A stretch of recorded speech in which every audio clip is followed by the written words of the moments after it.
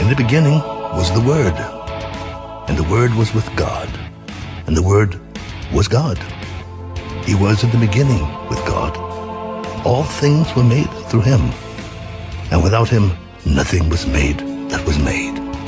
For God so loved the world that he gave his only begotten Son, that whoever believes in him should not perish, but have everlasting life. For God did not send his Son into the world to condemn the world, but that the world through him might be saved.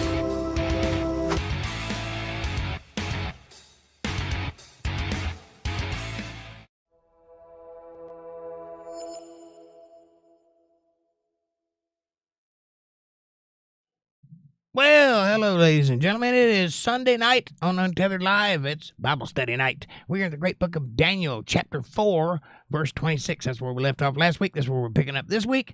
Get your Bibles and join us. I'm your host, Jake Johnson, and tonight we're going to have one heck of a read. So be sure to have your Bibles ready because it's going to be lovely when we finally get started. How is everybody? How's your weekend? Are you ready to go back to work? Are you ready to go back to bed? You tell me. Dakota, you were first in chat, so you get the gold star tonight. And Amanda says, Dakota, here's your gold star. And Amanda says, hi, Dakota. And she says, by the way, like, subscribe, share, support, join, and super chats are available in the chat box if you want to show some love. Also, hit that Cash App at $JakeJohnsonBand, or if you're a PayPal user, paypal.me/JakeJohnsonBand. Thank you very much. This episode is brought to you by this here hot cup of coffee. Don't you want to have a cup of coffee with me? Go to the kitchen and pour yourself a nice hot cup of coffee, and let's talk about Daniel. If you don't have a cup, though, you can get one in the description below. I recommend the first one. It has my face on it. It's fantastic. You can't do better than that for a small channel. And it makes a great Christmas gift, and Christmas is just around the corner. So, think about that. Also, like, subscribe, share, support, join, and super chats. Thank you. Linda Davis says, hey, everybody. Hi, Linda. How are you? Good to see you. Amanda says, hi, Linda. April Rain's in the house. She says, good evening, Jake, Amanda, Linda, Dakota. Much love. Good to see you all. Well, it's good to see you too, April. How are you doing? Nice to be here with you. Amanda says, hi, April. And Dakota says, hey, everything. Everything. Everything, all at once, forever, right? Anywhere, everywhere, all at once. Or whatever that movie's called.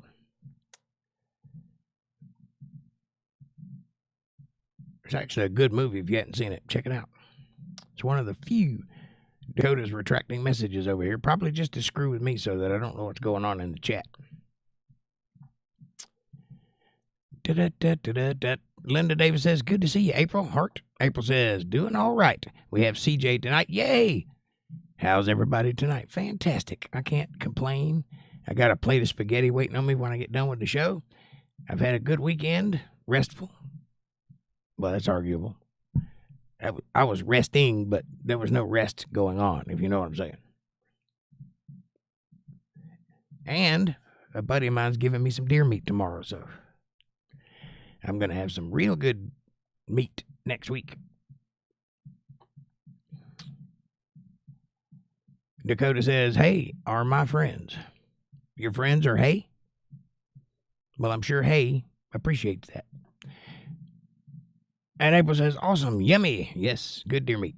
Do you eat deer meat, April? Have you had deer meat? Fab Daddy says, happy Sunday. And April says, LOL. Hey, Fab Daddy, happy Sunday back to you, sir. Cinco de Sunday or something. Nope, it's the 24th. That didn't work. Amanda says, hi, Fab. What you up to, Fab Daddy? You do anything good this weekend? Fab Daddy said, thanks, it's my birthday. Well, happy birthday. Happy birthday to you. Happy birthday to you. Happy birthday, Fab Daddy Sean. Happy birthday to you. May you get some tonight. May you get some tonight. May you get some tonight. And by some, obviously I mean birthday cake, you pervert. Happy birthday to you. There you go. Happy birthday. I hope you have a great day today. I hope you don't feel old at all. I have a birthday coming up, too, pretty soon. December 10th.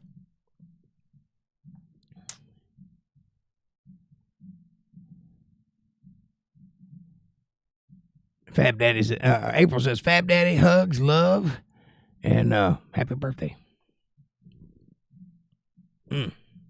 Linda Davis says, I'm making a ham and a turkey with all the fixings. Ooh. It's Thanksgiving, guys. You guys going to be huddled around a table with family talking about things you shouldn't be talking about at the table? Because that's what I'm planning on doing. My whole family's together. And we're going to have turkey and ham and collard greens and black-eyed peas and cornbread and chicken and all kinds of stuff. Hamburgers, whatever. I don't know what they're cooking it all. April says, happy birthday, Fab Daddy. Love, with lots of hieroglyphics. I can't wait to Thanksgiving dinner. Linda, I bet yours is going to be fantastic. Fab Daddy says, I'm going to retract the message just to screw with Jake's flow.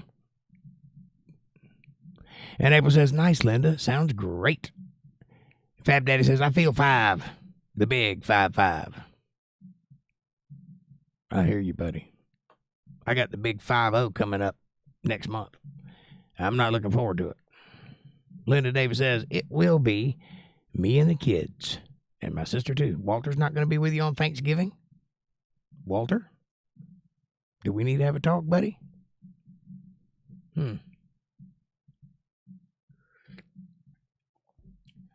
This isn't a good thought. April says, smiley, smiley, thumbs up, smiley, mystery heart. Fab Daddy says, over the hill is so 5 years ago. Well, I'm not over the hill. I never climbed a hill.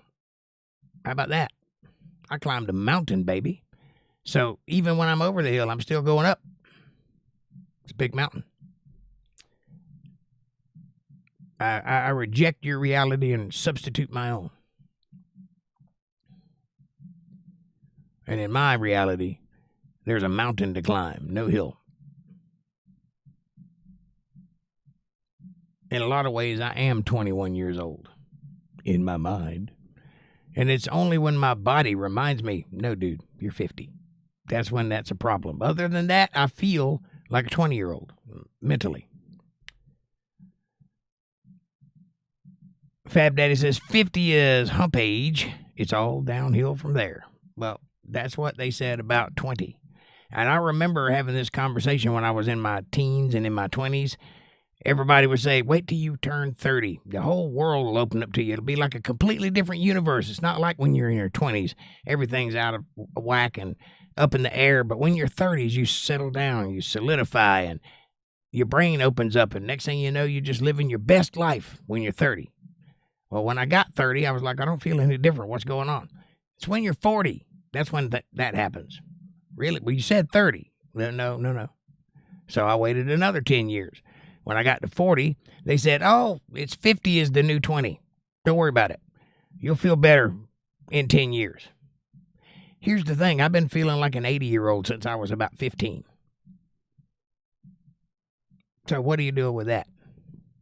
What do you do when you wake up and you feel like an old man?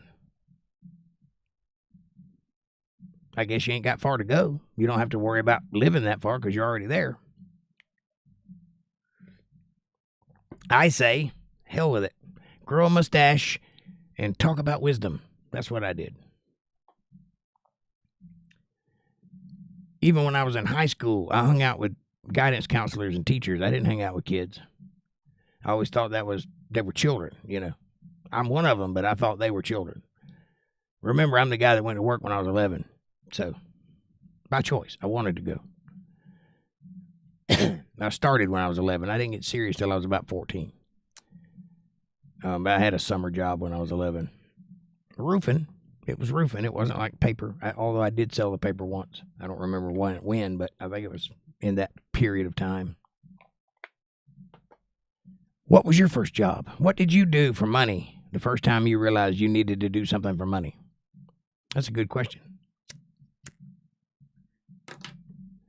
All right, you guys ready? There is 6 of you here. I'd like to have 10, but beggars can't be choosers. So let's go down, shall we? If you got your Bibles handy, crack them open to the great book of Daniel, chapter 4, verse 26. And it reads, And whereas they commanded to leave the stump of the tree's roots, thy kingdom shall be sure unto thee. Now remember, what we're doing here is describing a second dream that Nebuchadnezzar had about him being the big tree, Trump, and it getting cut off, Biden, and then it growing back, Trump. So you understand what I'm saying? That's where we left off, and that's where we're picking up, describing this dream that he's had. Thy kingdom shall be sure unto thee. After that thou shalt have known that the heavens do rule. Why did you allow this to happen? Why did you allow me to get cut off at the root, only to be reinstated 7 years later and be more powerful than I was the first time? So that you would understand one fundamental thing that you didn't understand initially, and that is that God is the ruler of all things. You thought you were the ruler of all things. You're not. You're just a bit player in this game we call life. You're an extra at best.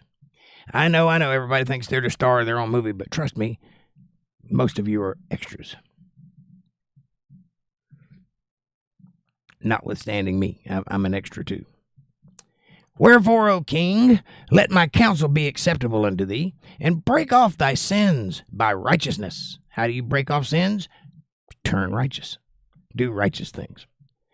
And thine iniquities by showing mercy to the poor. How do you get rid of your sins? Show mercy to the poor. That's a righteous act. Give unto the needy. Give unto those who need you to give unto them. It's called alms in the Bible, but you don't have to do it formally. You can just do it because you notice that somebody needs something. Just find a problem and solve it. That's righteous. So that's how you get rid of sins, by doing good deeds.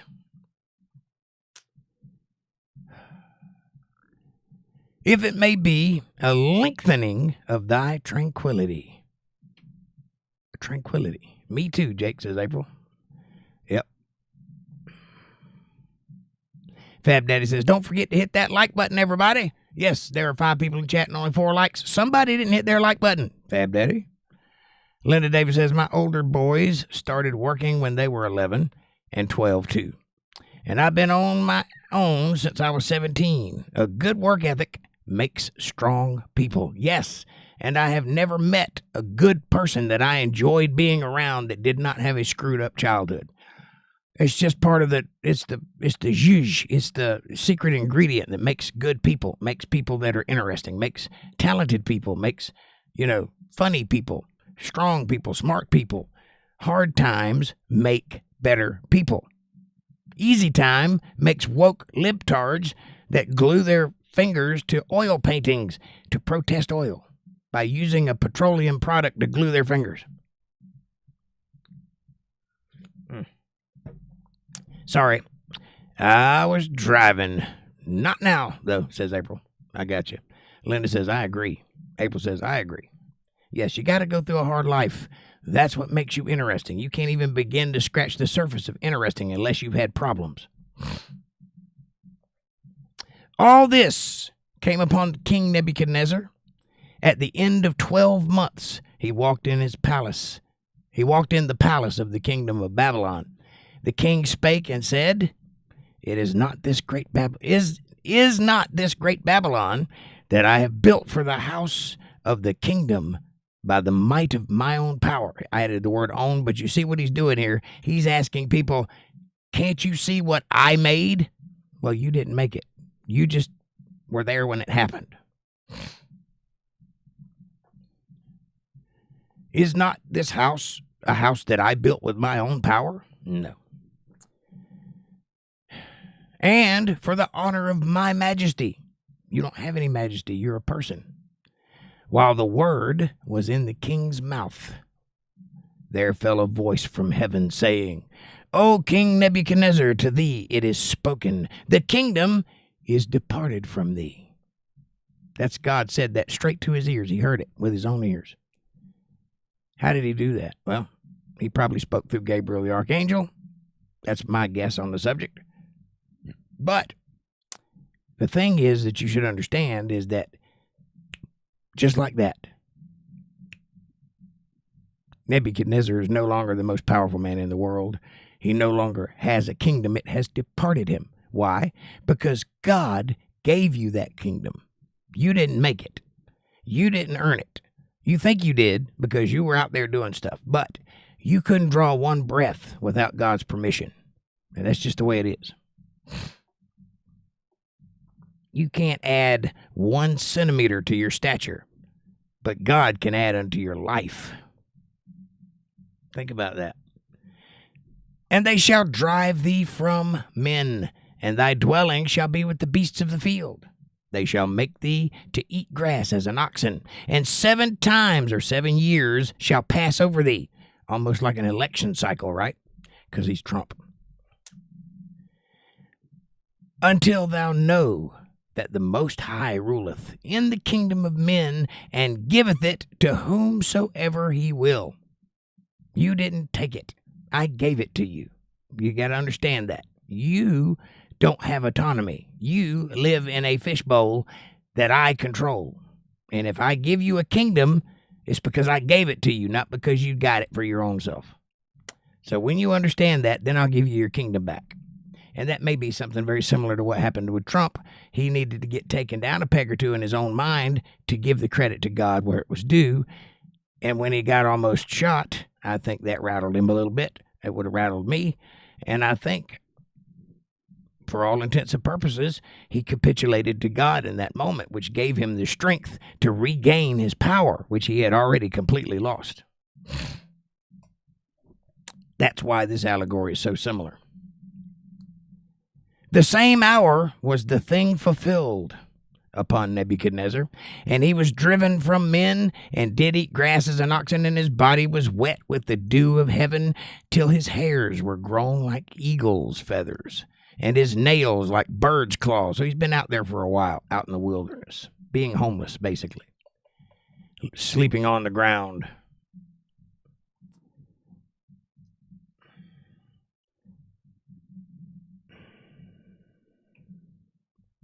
And at the end of the days, I, Nebuchadnezzar, lifted up mine eyes unto heaven, and mine understanding returned unto me. I began to see reality for what it was. I looked up. After all these days had been fulfilled that God told me would happen, I knew it was coming, so I went ahead and took it like a man. I did my 7 years of time living out in the wilderness, but now it's time to get back to work. So, first step, look up. First step, give credit to God. Admit you know nothing. Wisdom only starts after you've admitted that you know nothing at all. That's how you gain wisdom, by understanding how little you know. Then you begin to understand, oh, there's a lot going on here that maybe I didn't see at first glance. Maybe I need to pay attention to those things. I lifted up my eyes unto heaven, and my understanding returned unto me when I did so. And I blessed the Most High, and I praised and honored him that liveth forever, whose dominion is an everlasting dominion, and his kingdom is from generation to generation. And all the inhabitants of the earth are reputed as nothing. Doesn't mean anything. They're just there. They're not even part of what's going on. They just happen to be there. They're reputed as nothing. He doth according to his will in the army of heaven and among the inhabitants of the earth, and none can stay his hand or say unto him, what doest thou? How can you question God? You cannot question God. It's a fool's errand to doubt God. It's a bigger fool's errand to question him about his decision-making process, because he's, number one, not going to answer you, and number two, you're not going to change anything by asking that question. At the same time, my reason returned unto me. Not only did my understanding, but my ability to reason, my critical thinking skills came back to me. And for the glory of my kingdom, my honor and brightness returned unto me. And my counselors and my lords sought unto me, and I was established in my kingdom, and excellent majesty was added unto me. Yes, because it came from God, not from you. You didn't earn that majesty. God gave it to you. Now I, Nebuchadnezzar, praise and extol and honor the King of heaven, all whose works are truth, and his ways judgment. And those that walk in pride, he is able to abase. Pride seems to be at the forefront of most of the problems in this world. Would you agree with that? Seems to me like every time somebody starts shouting about pride, there's going to be somebody wearing a dress trying to teach little children something in the near vicinity. Maybe I'm wrong. Belteshazzar, who is Daniel, by the way, the king, made a great feast to 1,000 of his lords and drank wine before the thousands. And Belteshazzar, whilst he tasted the wine, commanded to bring the golden and the silver vessels which his father Nebuchadnezzar had taken out of the temple which was in Jerusalem, that the king and his princes and his wives and his concubines might drink therein. Well, there's a problem. Those vessels are for worshiping God. They're not for you to party with. They're not your drinking ware. They're fine china. They only come out when God's here. Right, that's the table you set when God's at home. So he's going to throw a party with the vessels that came out of the temple. But then they brought the golden vessels that were taken up out of the temple of the house of God, which was at Jerusalem, and the king and his princes and his wives and his concubines drank in them. They drank wine. And they praised the lowercase g gods of gold and silver and brass and iron and wood and of stone. I didn't know there was a God for all of those, but apparently so. In the same hour came forth fingers of a man's hand. I want you to picture this. You got a king, King Nebuchadnezzar, who's high and mighty. He thinks he is the bee's knees. He is just the biggest man on planet Earth right now. And he's thrown a great party, and everybody's drunk and drinking, and they've been telling stories and regaling one another with anecdotes about false deities that they believe in here and there, and they've just been having a bland old time. And then all of a sudden, in thin air, like in Star Trek, the green hand comes out. It's just the hands of a man, just the fingers of a man, not even the whole hand, just the finger of a man floating before your very eyes. And you're thinking, at this point, did I get into the absinthe? Did somebody serve me absinthe? Am I hallucinating right now? Well, in that same hour came forth fingers of a man's hand and wrote over against the candlestick upon the plaster of the wall of the king's palace. And the king saw the part of the hand that wrote. So he saw the hand writing on the wall. And what did he write? I'll tell you in just a minute. Basically the equivalent of you have been weighed and found wanting. You've been weighed and measured and found wanting.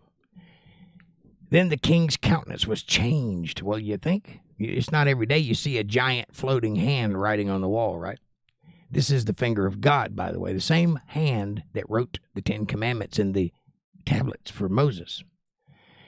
Then the king's countenance was changed, and his thoughts troubled him, so that the joints of his loins were loosed, and his knees smote against one another. So what that's saying is he pissed himself and his knees were knocking. Yeah, if you see a disembodied hand writing something on the wall, and what that something is that's on the wall is judgmental against you personally, not even a random statement, but against you personally, yeah, you're gonna be upset about that. And so, as he was.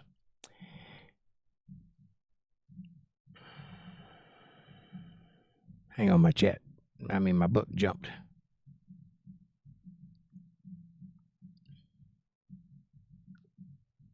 All right, here we go.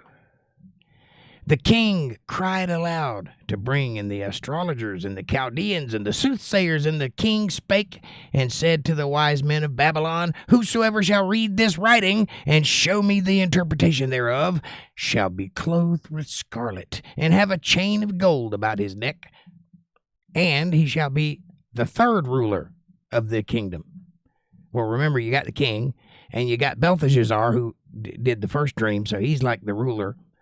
So he's going to make up another guy to be ruler also. What happens if you have too many chiefs and not enough Indians? Anybody know for 10 points? Nothing happens because everybody's trying to make decisions and nobody's doing anything. You need a leader and you need a follower. If you don't have that, you don't have anything. So he's trying to spread the icing a little thin on his cake because he wants to know what that says. Well, you could read it, maybe get an education, maybe read a book or two. I mean, it's written in my book, so surely you had a book that would tell you what it meant. Anyway, then came in all the king's wise men. And by the way, notice that he's already been through this, and he already went through the soothsayers and the interpreters and the psychics and all that, and they couldn't tell him his dream, but Daniel could. Why didn't he go to Daniel for this? Because he already knows that Daniel can talk to God. Instead, he goes right back to the people who couldn't help him the first time. This is called think tanking.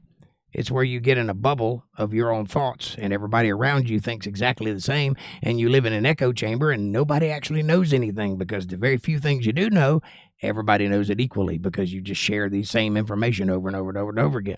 And it happens to be ideology-based, and that's how it works.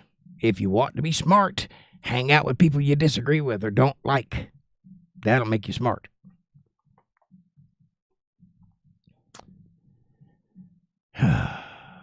Then came in all the king's wise men, but they could not read the writing, nor make known to the king the interpretation thereof. Then was King Belteshazzar greatly troubled. They're calling Belteshazzar a king here. I guess he was made king in the absence of Nebuchadnezzar because he was out for 7 years. And his countenance was also changed in him, and his lords were astonished. Why? Well, because Belteshazzar is one cool, collected, calm dude. He's got the eyes of Cool Hand Luke and the hands of Cool Hand Luke, if you know what I'm saying. And he don't shake very easily. So when he's troubled by something, his people notice. Now the queen, by reason of the words of the king and his lords, came into the banquet house. And the queen spake and said, O king, live forever. Let not thy thoughts trouble thee, nor let thy countenance be changed. We have a party to attend. You can't be upset right now. We got guests. I'm bringing out the fondue. You got to have a smile on your face.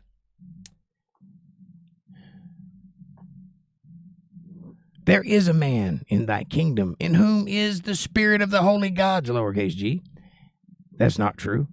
And in the days of thy father, light and understanding and wisdom, like the wisdom of the gods, lowercase g, also not true, was found in him, whom the king Nebuchadnezzar thy father, the king, I say thy father, made master of the magicians, the astrologers, the Chaldeans, and the soothsayers. It's like history repeating itself over and over and over again, right? Forasmuch as an excellent spirit and knowledge and understanding, interpreting of dreams and showing of hard sentences, reading,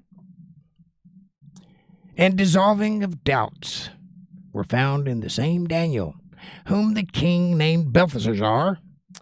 Now let Daniel be called, and he will show the interpretation. So keep in mind, that's a little misleading because Belteshazzar is Daniel. And he is king because the king, who he worked number 2 under, stopped being king for about 7 years. Now he's back. So in that time, Belteshazzar has been the king, or Daniel. But they called him in finally because Nebuchadnezzar's dad, Nebuchadnezzar, don't let that confuse you. There are 2 Nebuchadnezzars. There's a father and son, and they're both named Nebuchadnezzar. Sometimes that is delineated by changing it to Nebuchadrezzar. But that's just a different language saying the same word. Then was Daniel brought in before the king, and the king spake and said unto Daniel, Art thou that Daniel? You know, the Daniel? Yeah. Which art of the children of the captivity of Judah? Oh, he is a king, right? Judah is the king line, so you would expect anybody from the king line to become a king. Whom the king, my father, brought out of Jewry. Jewry Is this London book? Where did that word come from? Jewry is short for one who is a Jew and acts like a Jew. That's a very new word in a very old book. I don't like that at all. I guess in this context, Jewry means slavery. Because that's what a Jew would be doing because they were held captive. I have even heard of thee, that the spirit of the gods is in thee. Not true. The spirit of a god or the God is in him. No other gods. But the spirit of the gods is in thee. And that light and understanding and excellent wisdom is found in thee. Well, yeah, he's a smart cookie. He knows his stuff. Mostly because God gives him the answers. Now, the wise men, the astrologers, have been brought in before me, that they should read this writing, and make known unto me the interpretation thereof. But they could not show the interpretation of this thing. And I have heard of thee, that thou canst make interpretations, and dissolve doubts. Now, if thou canst read the writing, and make known to me the interpretation thereof, thou shalt be clothed with scarlet, and have a chain of gold about thy neck, and shalt be the third ruler in the kingdom. To which Belteshazzar said, I've already got gold, I don't need your charity, and I'm the second ruler of the kingdom, so why would I want to be the third? Look before you leap, Nebuchadnezzar. Then Daniel answered and said, before the king, let thy gifts be to thyself. I don't need your money. And give thy reward to another. I don't want your money. I don't need anything you got. Yet I will read the writing unto the king, and make known unto him the interpretation. That's a sick burn, by the way. I don't want your gold. I don't want your money. I don't want your scarlet clothing. I don't want your favor. I'll tell you what it means, but I'll tell you on my terms for free. I'm not going to owe anything to you. By the way, I'm also a king. O thou king, the most high God, gave Nebuchadnezzar thy father a kingdom and majesty and glory and honor. And for the majesty that he gave him, all the people, the nations, and the languages trembled and feared before him. Whom he would, he slew. And whom he would, he kept alive. And whom he would, he had set up. And whom he would, he had put down. What does that mean? That means he didn't answer to anybody. He did whatever he wanted to do, and he was quite good at it. But when his heart was lifted up, when he learned a thing or two, and his mind hardened in pride, there's that pride again. What happens when you get pride? Pretty soon somebody names a parade after you. He was disposed from his kingly throne, and they took his glory from him. That's what happens when you gain pride. You have to understand that you are the king that was appointed by God. He is the king. You are the proxy to the king. And if you recognize that, no matter what position you hold in life, you'll be all right. But the minute you start getting pride, that's what happened to Satan. He thought he could run everything. And pride goeth before the fall. It always does. This is history repeating itself. You can look at the patterns and recognize this behavior is not good behavior for you, because it will end in you being dismissed utterly from the game. He was driven out from the sons of men, and his heart was made like the beasts, and his dwelling was with the wild asses, and they fed him with grass like an oxen. And his body was wet with the dew of heaven, till he knew that the Most High God ruled in the kingdom of men, and that he appointeth over it whomsoever he will, which is what I just said. You are a representative of God. You are not the king. You call yourself king, you got that title, but that's the king. Make no mistake about it. And thou, his son, O Belshazzar.